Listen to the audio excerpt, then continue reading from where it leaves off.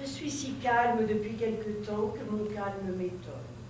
J'ai fait une grande promenade, décidément Mathilde, eh bien, elle ne comprend rien à rien. Tout de même, ces tisanes, j'ai serré. À cause de mon petit-neveu, je m'y résigne.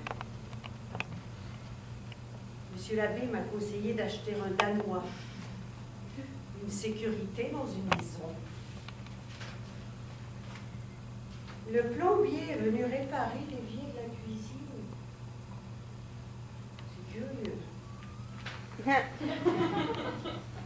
Qu'est-ce enfin qui me fâche si fort dans les intentions les plus câlines de mon entourage? Une femme ne peut me frôler le bras que je ne crois à quelqu'un.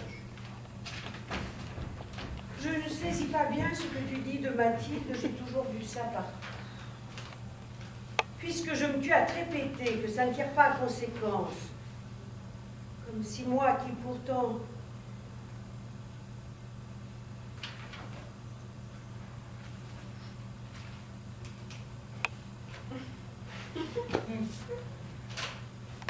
Mon cher ami,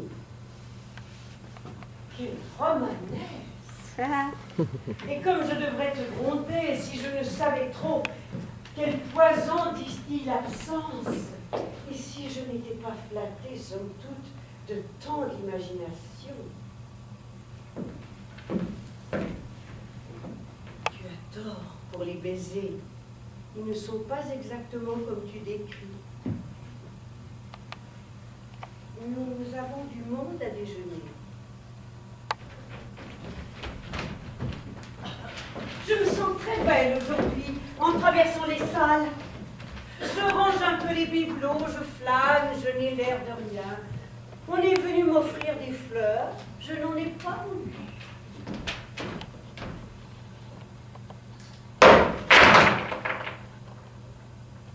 Est-ce que ça te prend souvent?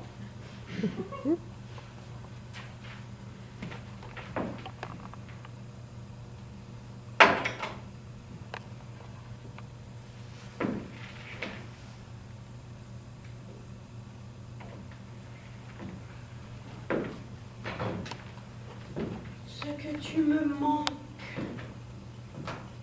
Je n'ose demander à personne de me traquer la tête.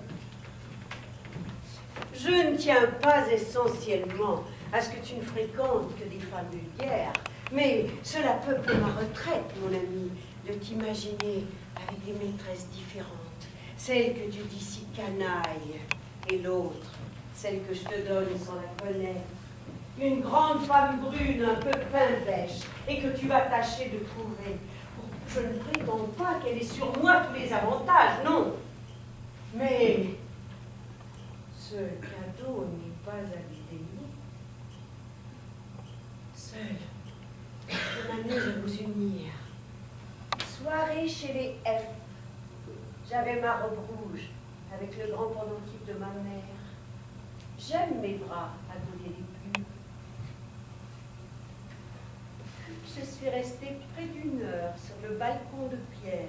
Tu sais, avec un monsieur qui n'a pas prononcé un mot.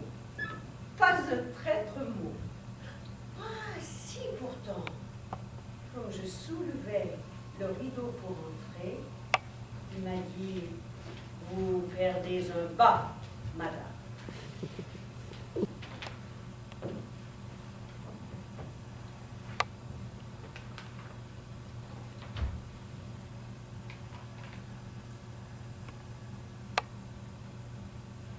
J'ai suivi un homme dans la rue. Oh, de très loin cette fois. Un garçon de 30-32 ans. Je me demandais aussi quel plaisir vous preniez vous autres. C'est beau, de dos, une espèce d'agilité tranquille. C'est singulier comme cela capte l'attention.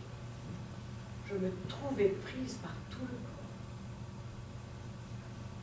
Tout l'opposé de toi, ce passant qui ne s'est douté de rien.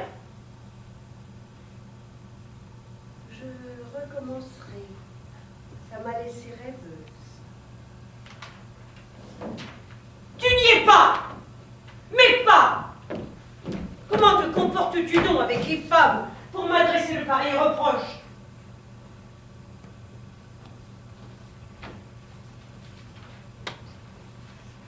Je cherche une idée simple de l'amour.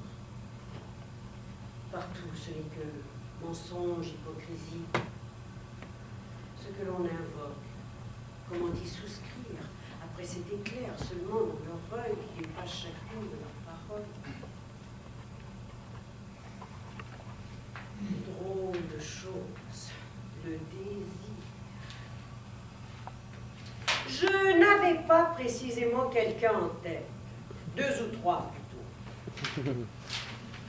Veux-tu donc que je regrette ma sincérité?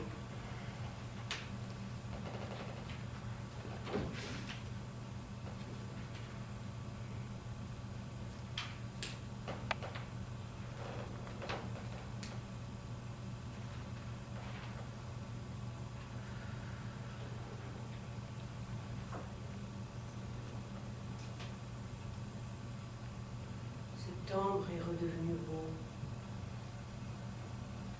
Le soleil torride. Personne ne le fuit. Vers 4-5 heures, tout d'un coup, l'air fraîchit. C'est alors que j'éprouve la solitude. Je me mets en marche. Je parcours mon désert. Ah, je frémis. Devant la boucherie, les rivières.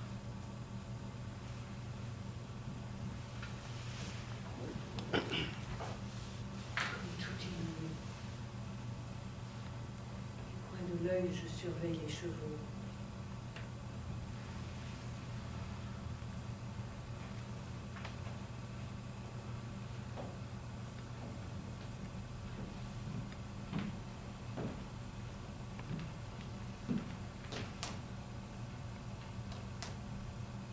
Je me le promettais. J'ai suivi un petit télégraphiste.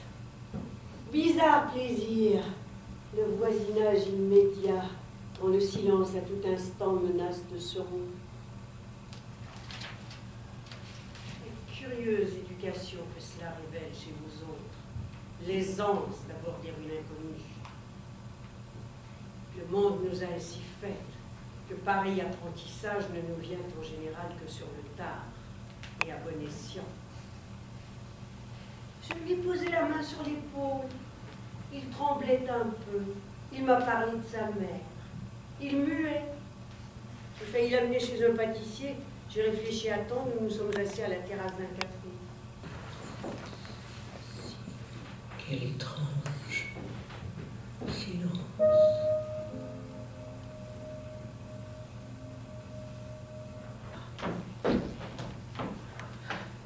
Mon ami, j'ai quelque chose d'urgent et de sérieux à te dire.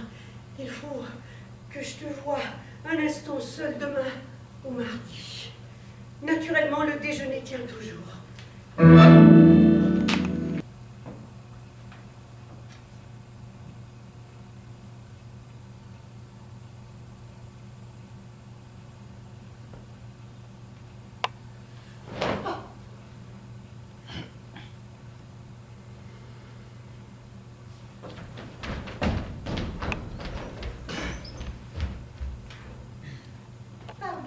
Pardon.